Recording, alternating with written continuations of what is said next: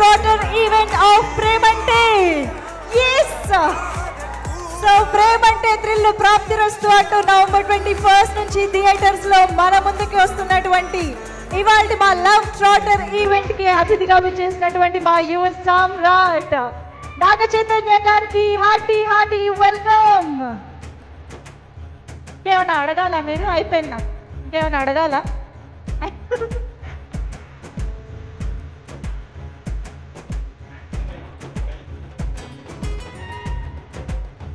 కమాన్ everybody, ఒక్కసారి గట్టిగా చప్పట్లతో నాగ చైతన్య గారికి వెల్కమ్ చెప్పేద్దామా?